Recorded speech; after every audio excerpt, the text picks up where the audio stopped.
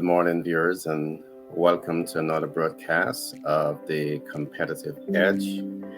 And in the event that you are joining this program for the first time, the Competitive Edge is designed to really help you to understand how to start and scale a business and how to attain your competitive advantage.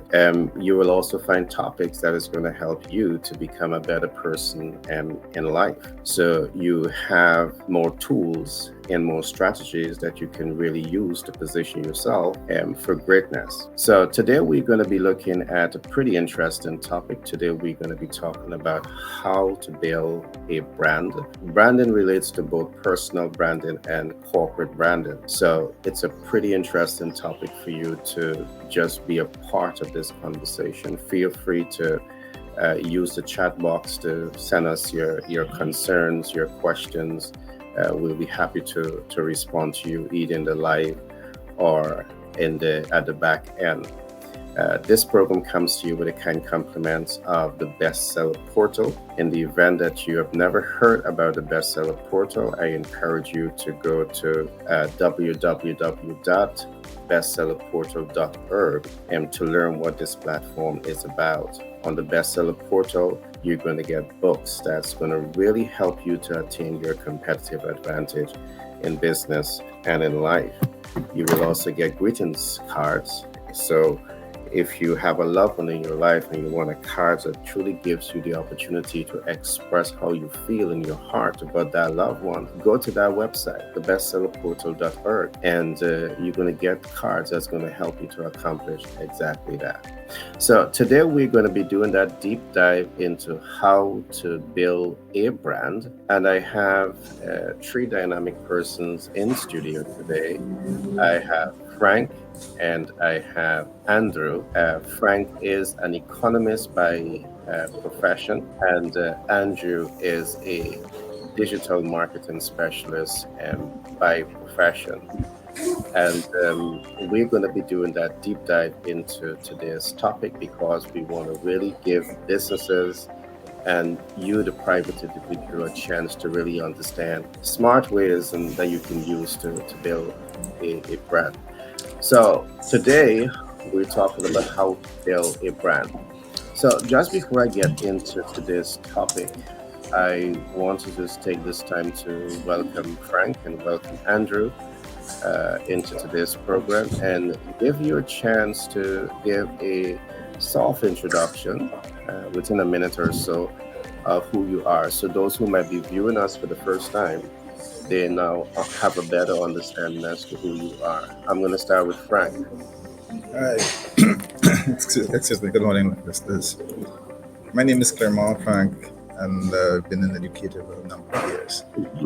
Presently, I am into leadership development, and so what I'm here to do is help you how to be a better leader, a strategic leader, and an effective leader.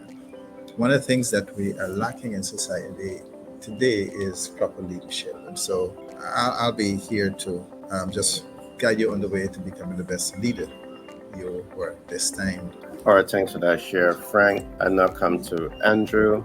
And Andrew, he's extremely talented when it comes to digital marketing and branding. Let me give him a chance to introduce himself. All to you, Andrew. Yeah, hi everyone. I'm Andrew. I'm a founder of a company called Digital World Connections and also a global partner of another agency known as Click. What we do is we help businesses make more revenue through digital channel strategy, whether that's utilizing social media or building on a website's ranking on Google. There's plenty of channels that we do it on, and one of the biggest things that I talk about and preach on a daily basis is actually marketing mindset and how that's very important for your success in the whole marketing journey. Also a full-time college student as well, but yeah, we've been in marketing for about 14 years as an organization, and we'll see how marketing keeps changing as the years keep going by. But yeah, there's your introduction. All right, thanks for that share, Andrew. And Andrew definitely has tremendous talent. So I want you to listen to this young man, just 21, that he has tremendous knowledge in his young years of experience. I truly admire that. Now, today we're going to be having a pretty interesting topic, as I said. So I want you to call a friend, and I want you to tell a friend that the competitive edge is on. And today we are looking at everything branding, branding, and that's how to build a brand, how to build a strong brand. So if you have a friend in business and you need to invite them to come and look at this program today. Now, I want to put today's program in some context. And I'm going to be looking at branding and how to build a brand from two different standpoints. One, I will talk a bit about what we have termed introspection branding. Introspection branding. And I'm also going to look at the second term that we call data analytics and branding. And because what we are seeing is that there are two basic approaches that you can use. But I want to explain exactly what these two terms mean. Term one is what we call the introspective branding. And what exactly does this look like? It simply means that you can build a brand by looking at you, by understanding you. And I'm going to go through this so you have a better understanding as to a step-by-step approach you can use to build that brand. It's called looking within. Looking within. It's about identifying your needs. Now, as an individual, depending on where you fit on the class spectrum, you may be upper class, you may be middle class, you may be lower class. Each of the class that you may fall within those class structure, there are specific needs that may be common in this class structure. And the commonality in the challenges that exist is something that you want to go for. So that's why we say start with you, because when you start with you, depending on where you fit into this class structure, you know your challenges. All right, you know your challenges. You best know you. And based on the fact that you best know you, because you are studying your needs, you're studying your wants, you're studying your expectations. It may be you want more joy and more happiness and more excitement in your life. It may also mean that you need to travel the world more. That may be your need. You may want to build wealth. Your specific need may not be as specific as you think it is. It may be common. And in building a brand, you want to know that you're focusing on the commonalities of the challenges that exist. And that's going to help you to not only build a brand, but to build a strong brand that is relevant, that can be easily monetized because it's a common challenge within. So you start with you. All right. So that's one simple approach in which you can actually use. Now, a couple other things that I want to just expand on here is that this, I believe, is a very simple approach that can help you to understand you and you as a brand. Now, as you understand you, as you study the challenges that you are faced with, you don't want to be stuck here. You want to take a few steps forward. You want to become an expert at fixing your needs. So your need might be, you are living with obesity and you want to become an expert in fixing this. Perhaps you might be using a different scientific approach, a different scientific research method, a completely different approach to reverse obesity, because now you've studied the problem. You know you have this problem, but obesity, we have millions of people in the world, even young people today that are living with obesity. How do you fix that problem? You want to now become an expert at it. So you have studied your problem so much that you now understand it, and you now understand how to fix it. And it is the understanding how to fix it. It is recognizing how common the challenge is, now gives you an opportunity to package your solution, not just for yourself, but you're now able to package your solution and actually build a business and build a brand by simply studying some of the challenges that you are actually going through in your life. And I want to give a quick example just before I open up. I could recall I'm in business for over 30 years. And one of the major challenges that I would have had at the start of doing business was access to capital. And that posed tremendous challenge for me. You have great ideas, you want great things and big things to happen in business, but you struggle to access the much needed capital. That was a major challenge for me. But what did I do? I didn't become stuck in that problem zone. I went out and I studied global financial markets. I went out and I studied at university in the global financial instruments. So I literally became an expert on understanding money and how money works. And I began to now not only learn about it and talk about it and teach about it, I began to write about it. Many books that I've written on it. So I became an expert here. But that wasn't enough. I went out and I started building relationships with multiple financial institutions. So today, we have in our portfolio financial institutions in the developed world that are right at our fingertips. So whether you need debt and equity and credit and creative financing or hard money lending, we know exactly who to go to. So we have literally fixed that problem. And because we have fixed a problem that I'm faced with, I recognize that my problem is not as common, is not as unique as I thought it was, because many rising stars in business, they're also faced with that challenge.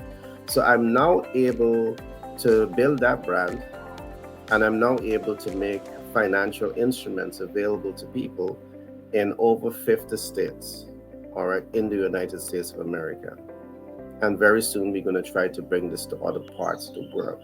So that's a fair example of things that you can actually do to build a brand. But I'm going to pause here and just ask my colleague to chime in, and then I'm going to look a little bit at what I call the data analytics branding, which is somewhat different and still the same based on the example I just gave. Um, what are your thoughts, my colleagues? I want to start with with Frank, and then we can come to Andrew. I mean, in your experience, what is the cleverest way to start to build that brand? Thanks, Gary. What I have come to realize is that brand building is a critical part when you're starting a business.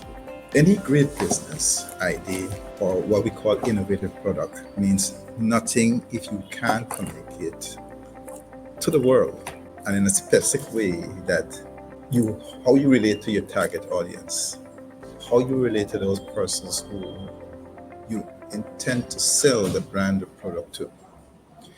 And I've learned that your brand image in the minds of your target audience or the minds of your customers, the competition and the market all comes down to one thing: brand positioning and what we call the aesthetic choices that you make. But your brand identity is more than a logo. It encompasses everything from unique branding personality to your mission statement to the consistent color palette you use across every channel. And so the first thing that for you audience, we may ask, what is a brand? Your brand will define business. It defines the product, service, you as a person, or what we call a concept in the market. So it differentiates your business from others that may be in the same industry with a set of rules. And these rules dictate how that business will be marketed and presented. So branding is basically the process of establishing a brand in the way the brand looks, what it sounds like, and the defined target audience that it hopes to reach. And I'll give space to my other colleagues too. Yeah, Right. I do agree on that. I think Just yeah. Go go ahead, ahead, go Andrew, ahead. and then Shami, before you take off. Yeah, what I was going to say is that I am happy that you made this inclusion, because everything that I would have just said, I have gone straight to just building the brand. But there's so much more that is inclusive. I just want to add, just before I bring in Andrew, building a brand is you asking yourself, how do I want to be known? How do I want to be liked? And how do I want to be trusted? And it's to recognize that you have super control over that entire experience that you want to create. You have control, and the key is about you taking control. So you're right, Frank. It's about selecting the color palettes. It's about creating ambience and aesthetics that is standard and uniform throughout what you're doing. So I love that. I love that. Go ahead, my good friend Andrew. I mean, it's all correct with what he's saying. I think, well, I mean, if you don't have the brand, well, first of all, if you don't have a brand, you're not really marketing yourself, and anything you put out there is a brand.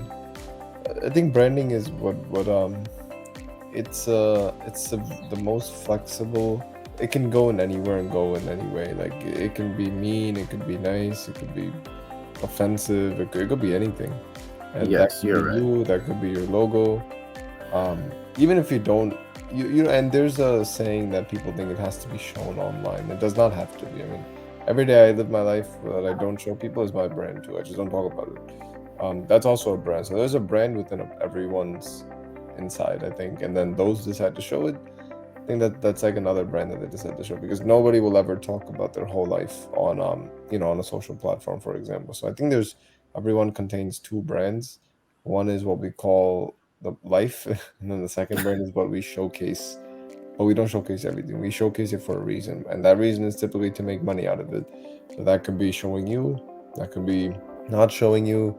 Um, but I think that's a crucial component. And secondly, if you're making a brand to make money, if you're showing a brand to make money, what it doesn't matter what your background is, because you will always try to find a solution from where you come from. So that could be, again, being high class, that could be medium class, being, it doesn't matter, because at the end of the day, if you're doing that for a business reason, you're there to make money. So I think there's no standard as to where you have to come from. You can be anyone coming from any problem, coming from any family background. But if you build that strong brand, people will come to you regardless. So there's the influence power that it holds and will always hold. Well, that was a great share, Andrew, and you're so perfectly correct. You can literally take anything and elevate it into a brand. It don't have to be positive all the time. It don't have to be negative all the time. It can be a product. It can be a service. It could be corporate, and it could be personal brand. So you're perfectly correct with that. I want to add another concept here, and then I'm going to move over to building a brand from data analytics.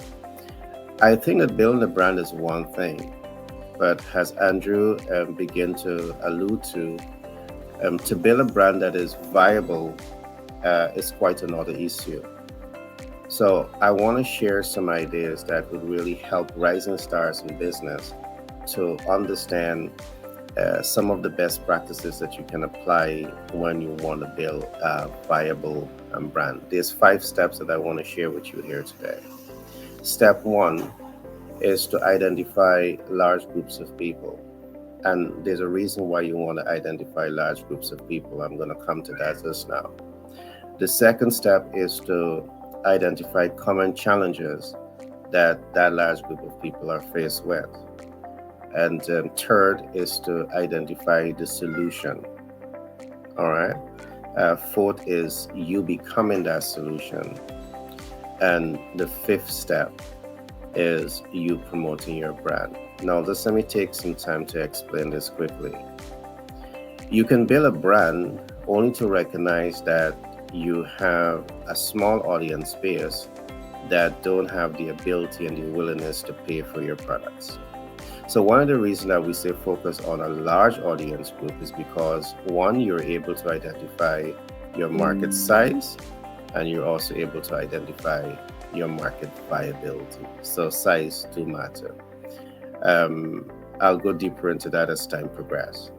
The second aspect of this, or the second step, is to identify common challenges. So as you identify large groups, you want to identify common challenges that they have. Now, why do you want to identify common challenges? Understanding common challenges is what's going to help you to identify what are the urgent needs, what are the immediate needs, and their ability to pay for those services.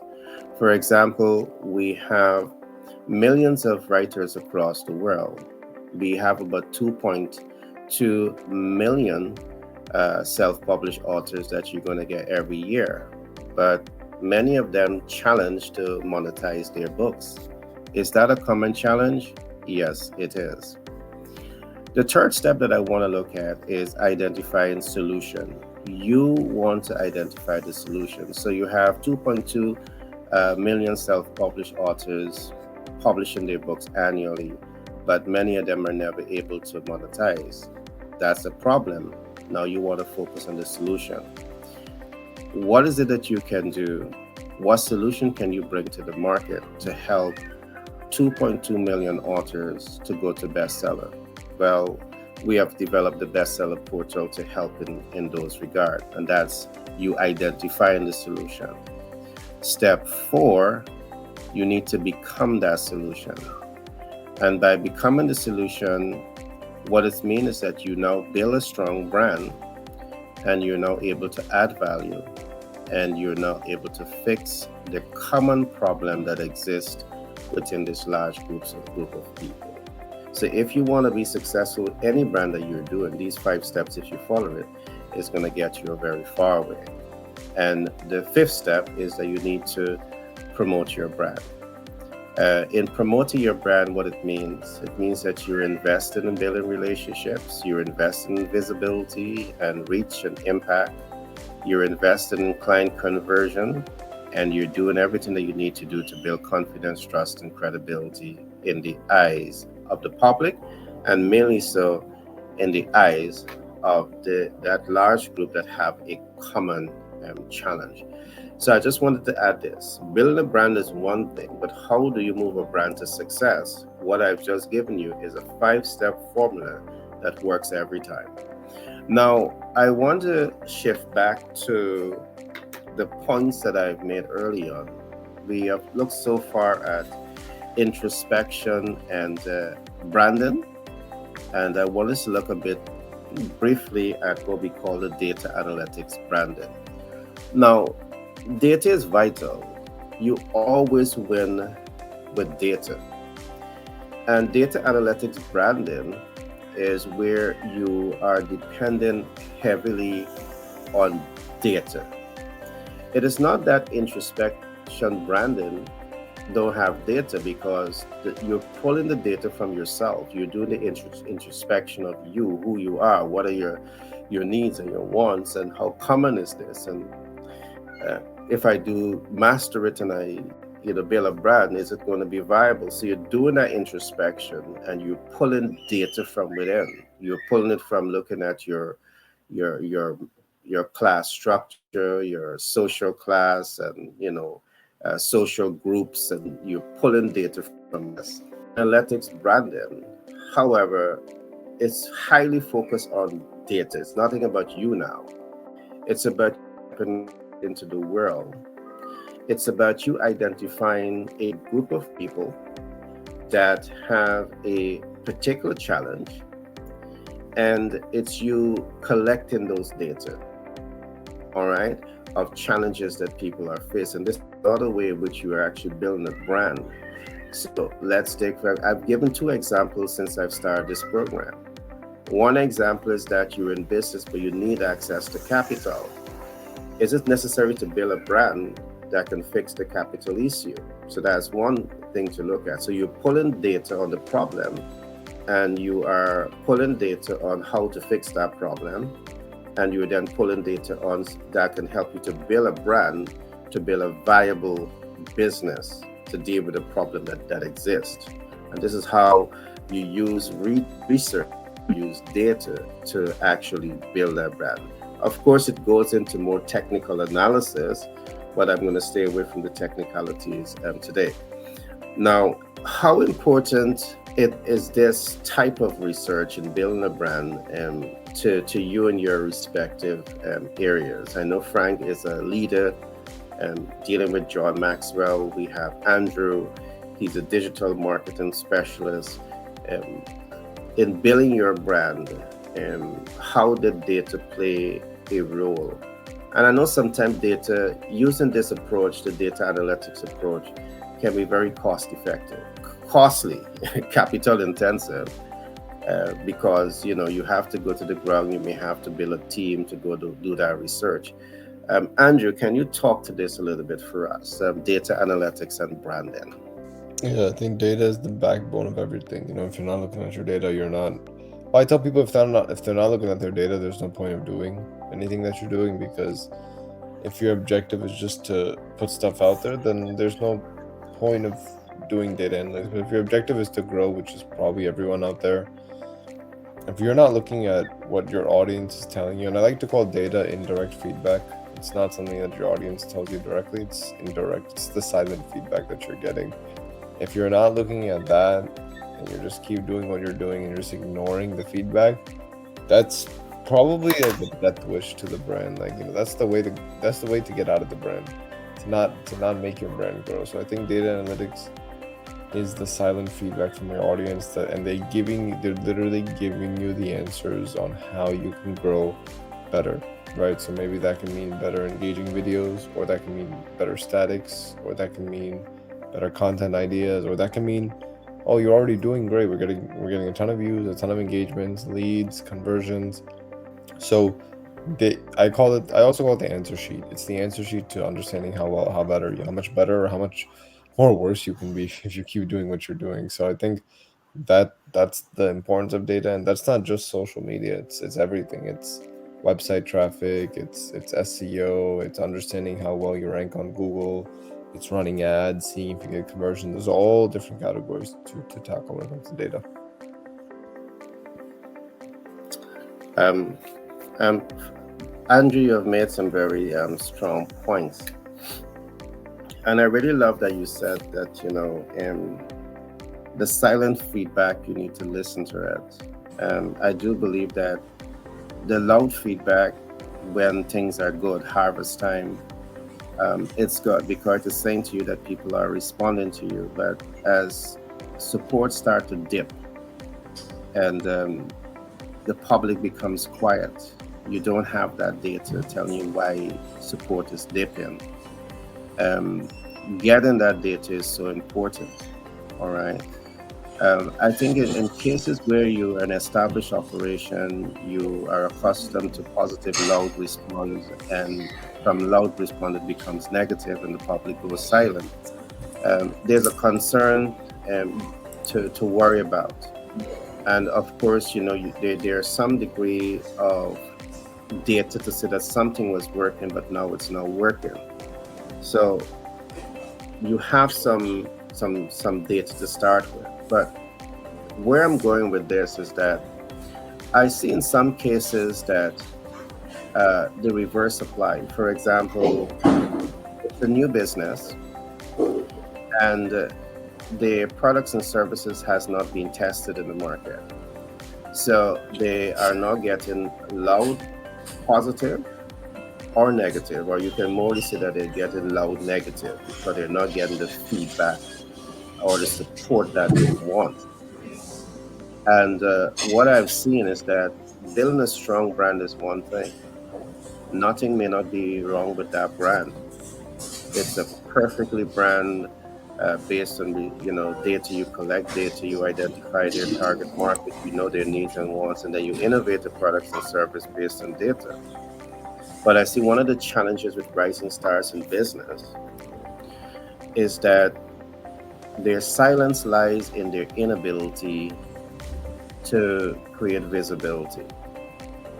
And you did mention a couple of things there. Is how they are using mass media to create visibility. Is how they're using social media to create visibility, how they're using the metaverse to create visibility, how they're using independent communication channels to create visibility. Now, you may have a good brand, but in the absence of your ability to leverage these communication channels to remove some of the silence, that good brand can fail. So, it's so much for us to dig into here over a period of time and really begin to examine it's not only building a strong brand, but what do you do next to monetize that brand? And Andrew, you're the expert here. I see what happens very often. A rising star in business, you start the business and you become the expert in everything. And what I've learned is that you need to build a team, the right team that can help you build that brand. And let me give you one example. The role of digital marketing specialist in the equation of building a brand must never be underestimated or trivialized. Because I can say over the last few years, we have been putting some brand out, and later on, we're going to bring that to public. And we have seen what the digital marketing specialists can do. They're able to put the brand in front of the ideal client, and they're able to bring the data analytics that allows you to clearly identify who is seeing your products from every part of the world. And not only where in the world they're looking at you from, but you're also able to pinpoint the state in which they're looking from. You're able to look at data to see if you have male audience or female audience. And when you become a jack of all trades, you may not have this type of expertise in collecting and analyzing data that's going to help you to make the best and smartest, investment decision to grow and scale your brand. So I love the point that you would have made, Andrew. It's not just about the brand, but it's about looking at the entire ecosystem to make the brand in itself viable. Frank? Hey, now let me shift to how you use data and analytics to inform your luxury brand marketing decisions and actions. One of the things, the first thing I think about is how do you identify your ideal customer? Data and analytics can help you segment your audience based on demographics. There's another term they call psychographics, behaviors and preferences. And if you use tools like surveys, customer relationship management, CRM systems, social media analytics, web analytics, to collect and analyze data about your potential and existing customers. So by identifying your ideal customer, you can tailor your market messages, those channels, what kind of offers that your demographic needs, what are their wants, what are their expectations. So overarching is identify who your ideal customer is. Monitor your brand performance. Data and analysis can help you measure and evaluate your brand performance across various metrics. Metrics such as awareness, recognition, loyalty, reputation, and equity. And you can use tools like brand tracking, sentiment and analysis, net promoter score, the NPS. They have the CLV, which is customer lifetime value. These will help you to track and analyze data about your brand perception, how satisfied they are, your retention, your advocacy. And if you monitor your brand performance, You can then identify your strengths, weakness, opportunities, and threats. That's the SWOT, and adjust your marketing strategy accordingly. You will need to optimize your marketing mix, and this is where data and analysis can help you to optimize. And it consists of 4 P's: product, price, place, promotion. And you can use tools like market research, pricing analysis, distribution analysis, marketing attribution to collect and analyze data. Collect and analyze data about these products that you have. What are your product features? What are the benefits? Your differentiation, your pricing strategy and tactics. What are the distribution channels you have? Who are your partners? What are the promotion methods and effectiveness of them? So by optimizing your marketing mix, you can create a coherent and consistent brand experience that delivers value to your customers and in turn generate revenues for your business. Are you innovative and experiment? You use innovation and experimentation, and that's what data analytics come in to experiment with new ideas, new concepts, and approaches for your luxury brand marketing.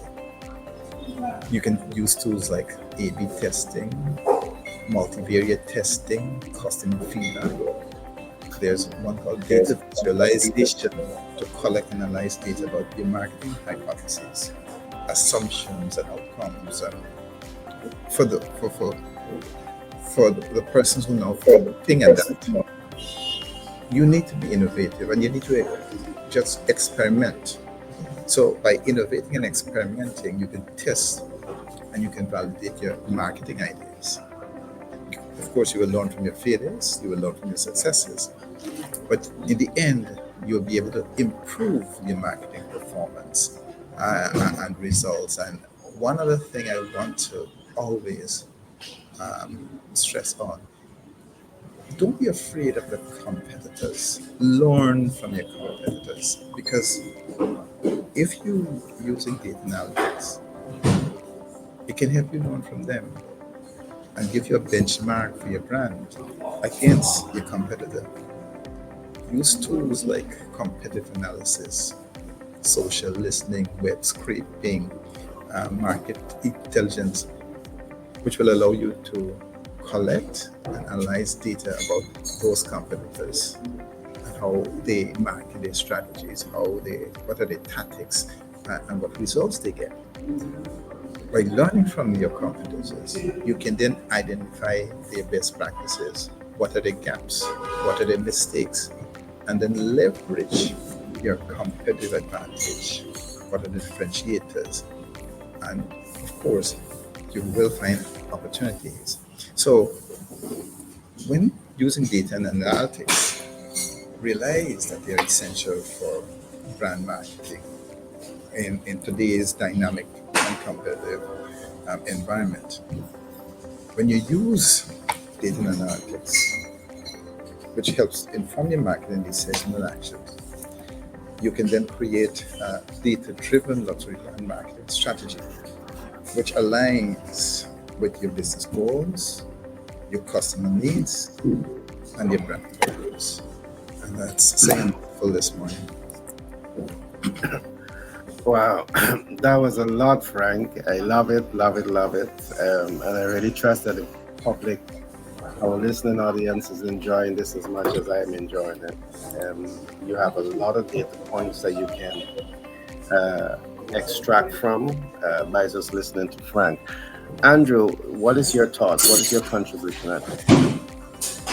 No, everything makes sense. I was going to just add that as much as we can talk about this topic and how important it is just as equally important to have good sales skills, because this is people. The thing is, people sometimes believe that the great branding equals conversion, but that's not always. It's not conversion; it's an opportunity to do the conversion. So, as much as we do A/B testing and all these data visualization, all that's very important, right, to help us understand how we can get ourselves an opportunity. But at the end of the day, in most cases, that's an opportunity, and there is another step to doing to, you know, take that opportunity and actually make money out of it, and that's a sales process. So branding, super important. It is actually the reason as to why you can have leads come to you, but what are you going to do with those leads after that is what's also very, very important. And that lead nurturing through a sales process can go back to branding, because every time, you know, when I host trainings, for example, I tell everyone to follow me on my profile, because every single time when I post, I know most of them will get to see me. So I'm doing a sales process within my branding already. You know, the potential clients that have probably been following me for months now, they keep seeing my stuff. I'm reminding them, hey, this is who you're planning to work with. This is what he's involved in. This is what he's doing. He's here. He's there. He's teaching this office, that office, and that is a nurturing process within itself. But I also do know that once that phone call comes, once the time to make that phone call comes to see if I could do a deal with them, I gotta talk big, and I have to talk like I have to talk like my brand is shining. I have to talk the way my brand is being output out there, right? So it's very important to equally have a sales process, but also know that with your branding, you're also already integrating that sales process within it, right? But I think people that think marketing does the job and marketing can make you more money, it can. But also you need to realize that sales is going to give you, it's what's going to confirm and what's going to take that lead, or what's going to take that interested to a sale done, closed. Marketing will only let you give you an opportunity to do that, right, for the sale part. So just keep that in mind. But I think the branding part is, branding and sales are always integrated to each other, and they help out each other when needed. Okay. Andrea, did think that you made a lot of great points. You talk about the sales process. What I want to add to that is that marketing is very broad. Sales is only an element of marketing, and perhaps one of the most fundamental elements of the marketing process. I want to talk a little bit about the sales process, and then I want to come across to some of the points that Frank would have made when he spoke about 4Ps. What we have done, we have developed what we call a unique sales process, because without sales, you're dead. You're dead. You can have the best brand, strong brand, but without sales, you're dead. And I think that's the point that Andrew's hitting home here. But what does the sales process looks like? And because this is so important to businesses, what we have done, myself and the team, my daughter and son, we have written the book titled Master the Sales Communication Process. And in that book itself, we look at a whole host of different techniques in terms of what that sales communication process looks like. At the simplest term, I want to give some basic pointers to what our sales process represents. First of all, it looks at how to command attention in 5 seconds, not 10 or 20 seconds or 30 minutes. And from the time you say mark, before you get to set and go, you want to know that you can grab attention. The reason you want to grab attention is because you want to pique interest. You want to arouse desire. You want to move the client into action. And if your sales process is not helping you to understand all of this, perhaps you need to rethink it. You need to have a strong sales process. So as you go through grabbing attention, piquing interest, arousing desire, moving that client into action. Now, once you get that client to get into action and to buy, you want to ensure that the brand is so well designed, so well built out, that it allows you to make impact, because it is at this exact point that will predetermine whether you're going to have a one-time sale or if you're going to have continuous support from that client. So building a brand, all of these other elements, the sales process comes into it to help you to elevate that brand into the hearts and minds and souls of the ideal client. Now, once you make impact, you want to be certain that you're making the right impact. And again, why data is so important, and this is where the research element comes in, because what is going to enable you to make impact in the sales process is to, first of all, use data to innovate products that is demographic specific. And as you innovate that product for this specific demographic, as you leverage the sales process to reach the ideal client, you know that you're going to be making impact, because you have studied their needs, wants, and expectation. You have studied their needs based on psychographics, and you have incorporated those tenants into the product itself. And because of this, you know that once they get to the point of impact, you're going to make that impact because it aligns to who they are. Now, from the impact, what you want to do is to ensure that your sales process is so set up to help you to build confidence, to build trust, and to build credibility. Because you may have a sales process that only represents represents you up to the point of buy me. So there's a fair exchange of products and money, and that's the end of it. But what about the after sales process? All right, so we talk about the before the sales process, the during the sales process, the after sales process. All of these things needs to come into perspective in helping you to not just make that one-time sale, but to make a sale where you're able to make the level of impact with the ideal client that allows you to convert first-time users into lifetime customers. And this is what Andrew's hitting on. Does your sales process really helping you to think through and brainstorm and come up with strategies to achieve all of what he's talking about here? It is so important.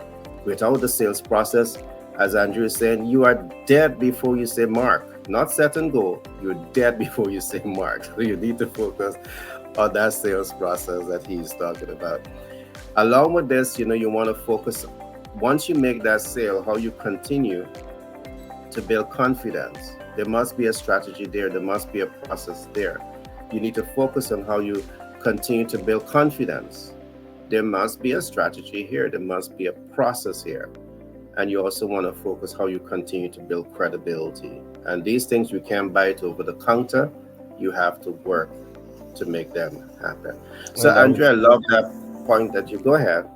No, I was just gonna say we have to work, but you also have to budget time properly, because you want to get into the good problem of having too many leads. Because first of all, I don't believe there's no such thing as too many leads, but if you can get into a problem like that, again, with automation today and CRM systems, you can take a lot of that off your hand, and you can have technology and AI follow up based on how people respond to you. And I think when you can nail a system down like that, you can put so much more time into videos, you can put so much more time into marketing, because that's exactly what I tell everyone. Have an automated system eventually. So a lot of your sales process is actually done by technology, and you can go back to the original thing that's giving you these kind of opportunities, which is the marketing part. So exactly what I agree with. And I think I keep mentioning automation, but I'm just telling you, it's really powerful. Like, I mean, we've incorporated that in our business, and it's not that I'm lazy. It's just I can put a lot of people on these different sequences that I have. And it's not being lazy, Andrew. It's being smart. It's the smartest way to make money. Yeah, sleep. With automation.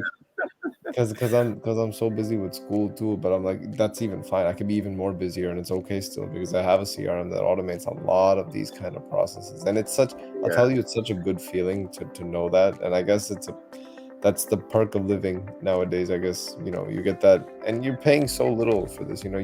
This is less than a week's worth of lunch for a month is what you're paying to actually have a system that can effectively automate, behave, and understand how people react, so they can help you close the deal. So I mean, it's just really powerful. I hope whoever's watching this understands that. But once you leverage it, you're gonna start to realize how free life is, and you get to start to realize that you could spend. There's no reason to not have an excuse as to why you can't do videos. I mean, you can. Anyone can. If you can take this process off your hand by like 40-50%, you have plenty more time left. Yeah, I think yesterday we had a soft conversation on how we incorporate AI into the business process. And, automation is a unique AI platform that can really, give your business a springboard. It's going to free up your time. But even more so, Andrew, it reduces the cost of doing business significantly, all right? Because, it is automated in using AI. There's so much of advantage, so we'll take some of these topics over time, segmentalize it and then just expand on it, because perhaps we can look at how to use AI to automate your business processes and cash flow like kings and queens when you're sleeping, and continue to make money so you could focus on the next big project. So I love that suggestion that you would have tabled. I want to come back to Frank has promised. Frank made some very, very important points early on when he spoke about the four P's, and he also spoke about competitors and fear. Let me deal with the easy one first. I do believe that very often, to getting into business, you can see the big competition having more money, more human resources, perhaps even more knowledge, and you allow that to be a deterrence from doing what you need to do. But what research also has shown is that mega brands sometimes they have weaknesses. And in my studies, we have studied some of the banking sector, the financial sector, and the mega banks. And while they were strong and they had a whole lot, you find that the smaller banks, they were able to identify gaps. Frank spoke earlier about the SWOT analysis. They were able to apply the analysis of looking at strengths and weaknesses and opportunities and threats. And because they were able to identify weaknesses that established brands would have had, they study those weaknesses and they innovate brands along those weaknesses pathway, and that became their strength. And then they begin to integrate into the market. And today the small banks has relevant. One of their advantages is that the speed of execution. Bigger banks, they have so much of paper trail and so much of work, a longer work process or completion process. Smaller banks eliminates that. So I love that point that you would have made, Frank. The next point that you would have made, you talk about the four P's, which talks about products, placement, promotion. I want to talk a little bit about the four P's from the standpoint of product, pricing, placement, and promotion. I do believe that producing a product in Frank's case is not simply producing a product. That product that you're producing is not for you. That product is being produced for the market. So even before you come to that point of production, you need data, because that data is what's going to help you to innovate products and services that aligns to the interests of the ideal client. And I want to look very briefly at pricing. I find sometimes as you build a brand and you look at pricing, sometimes you believe that the lowest price is going to make you appeal to everyone, is going to make you win. But let us take, for example, that you're producing a premium brand and it is the lowest priced product. You're going to lose, because persons and people that buys premium brand, they have a certain mindset and they're going to associate the lowest brand with inferior products. That's an insult to them and their purchasing pattern. So if you don't understand some of these deep-rooted marketing sales processes that Andrew just spoke about, if you disregard this and thinking that because your price or your product is cheap, you're going to win every time, you may win in reaching a certain demographic, but if your ideal client is the premium demographic, you're going to shoot yourself not 5 or 10 times in the legs, 20 times. You're going to push yourself out of business. So pricing is very deep. And I'm just trying to further expand on some of the points that my colleagues would have made. The next point I want to look at is placement. And this also ties into some of what we talked about early on. You may have a good product, but you're not strategically positioned. And I talked this story many years ago in some of my classes that I would have taught in marketing. There are businesses that will pay above market price for property because the property is at a strategic location. And I repeat that. There are businesses that will pay way above market price for property because the properties are at a strategic location. Strategic meaning that once you establish there, the traffic is heavy. And because the traffic is heavy, that almost automatically removes your, some of your advertising budget because people are passing day in and day out. It's a central point of traffic. And you need this central point of traffic because you may have 10,000, 100,000, a million persons, 2 million persons traversing this location on a daily basis. So it makes a whole lot of sense to make that massive investment here. So what Frank is saying in terms of the 4P is, I'm just expanding on it so you have a clearer idea in terms of what he's talking about. And the last part is promotion.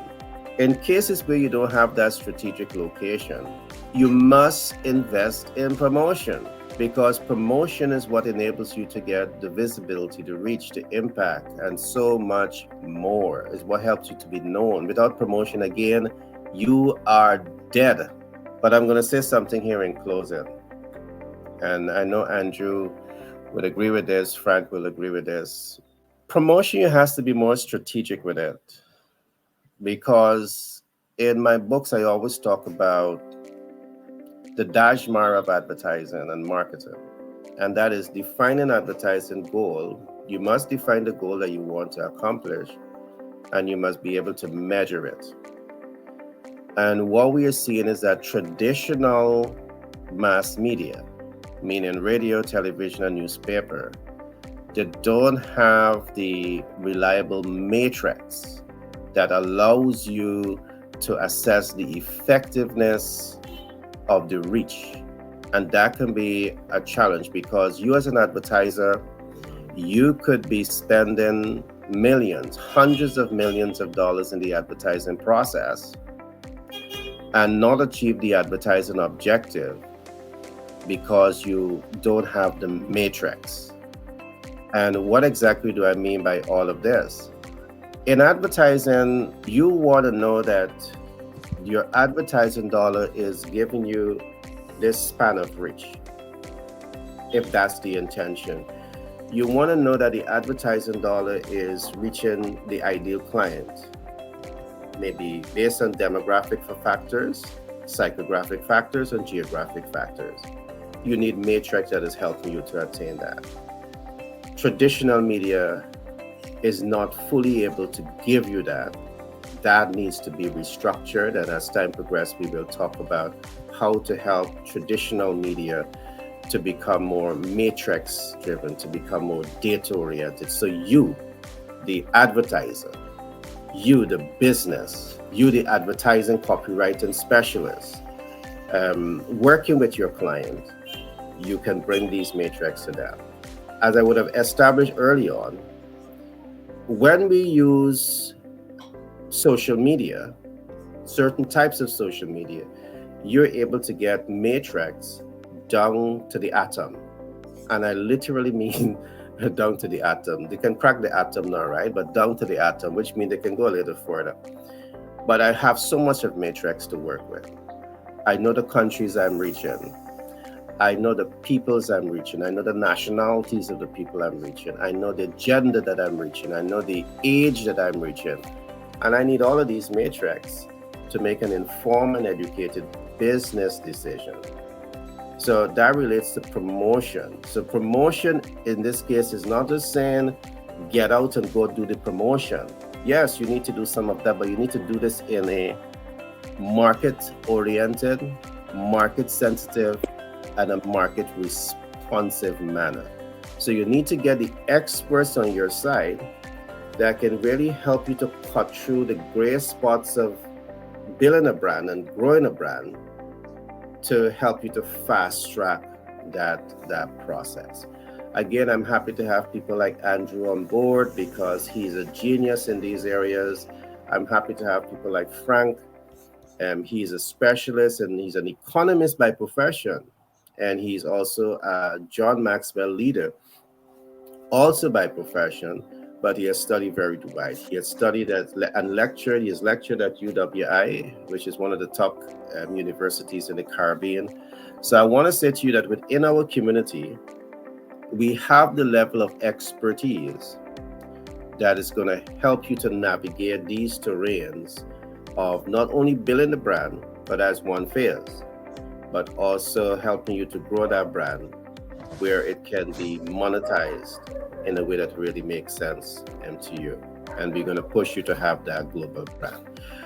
Okay, my team, with that being said, we are now about to wrap up. So I'm going to ask you to say your last words. So any question you think that I should have asked, but I didn't ask, something that you should have said that you didn't say, I want to give you the opportunity now to say it or forever hold your peace. Who's gonna go first? No, I think Right? everything is good. Yeah, Okay. Andrew, okay, go ahead. everything is sold right. I think one thing I just want to say is the more you wait, the more it's going to cost you money to wait. So it might cost you money to do marketing, but the cost for waiting is actually much higher, and you won't realize that until a few years later. But that's the scary fact that I'll always put out there for people saying, or people telling me they want to wait. Oh, Wait for what? yep. That's my question. It's either Just they wait. don't have enough information, or they're scared about something, they don't have confidence in the service, or they're scared about price, which all three of them I can handle. So that's what I would have to say for waiting. There's no time. Cannot not wait. You have to do it. Otherwise, you're spending money waiting. Andrew, they say good things comes to those who wait. Yeah. But you're right. Who you waiting It's on? opposite The here. fairy tale godmother. I love that, Andrew. You correct. Take action now. Better yet, take informed action. Go ahead, Frank. It would be Yeah. remiss of me, Gary, if I didn't add aspects of leadership and branding. Exactly. And the thing, you see, whether you're aware of it or not, you already have a personal leadership brand. So everything you do or say, or even if you don't do or say, you communicate your identity as a leader to those around you. And when you intentionally define that leadership brand, you're able to shape the way you're perceived by others and clearly communicate who you are, what you value, the unique strengths you have to offer. And the rewards of your efforts are more effective networking. And this is an important point, effective networking. Your branding, you need to be networking. Greater recognition for your contributions and increased opportunities for advancements. So, some steps, and quickly some steps that and these are simple steps to get you started. One is clarify your value. 2, identify your strengths. 3, find your passions. 4, understand your organization's need and decide where you can make a difference. Number 5, you craft your leadership brand statement. And 6, take action and live your brand. I can get into all this, but because of time, in our next thing, we can look at it and see how your leadership brand can be determined. Definitely. And thanks for that share, Frank. And of course, we are just doing high level overviews. We're just scratching the surface on the topic. But at least we want to know that we're leaving enough nuggets for you. So as you set out to grow your business, to scale your business, you now have a blueprint that will help you to do it better. Along with that, in the event you need expert on your side to work with you through this process, I encourage you to send us an email, send us, DM me. We have the ecosystem. I'll put you in contact with the experts that can help you. I must also add this. We have the BFC, which is the helping you to become a business finance consultant. On that platform, you will be taught a lot about money and how money works, and you will be empowered to get out there and build relationships with people that need money. All right, we'll give you a success formula that's going to propel you forward. So, as I said, my experience in business, many businesses need capital. You struggle to access capital. Now, based on my challenges, we will be training you to get out there and really understand money and how to put money in the hands of people that really needs it. All right. So reach out to us to learn more about the BFC.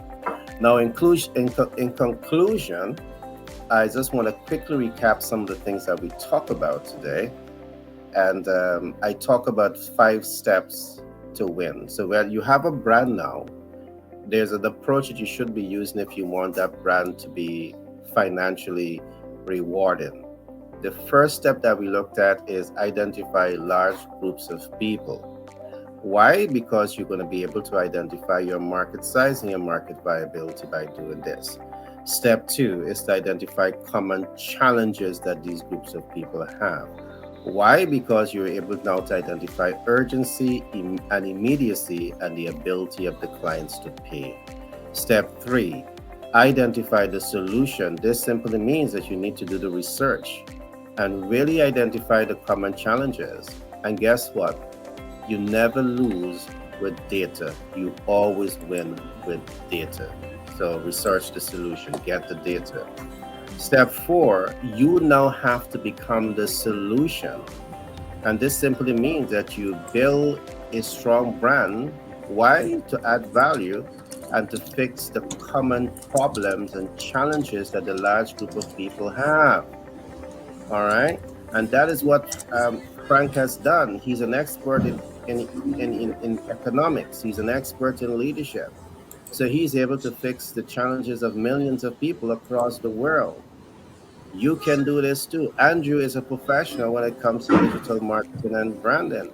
Why? Because not only are unique, he has a business, and branding and marketing is not only unique to his operation, but it's unique, it's relevant to millions of businesses across the world.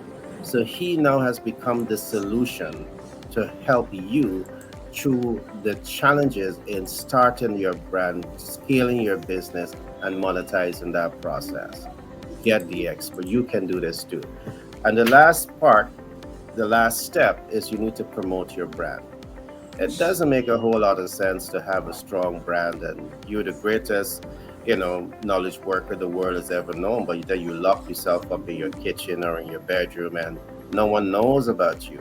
You have to invest in relationship. You have to invest in visibility, reaching the right people, making impact. Invest in converting the client, invest in building confidence and trust and credibility. You know, get your brand out there. And I'm happy to say that we are here to help you do just that.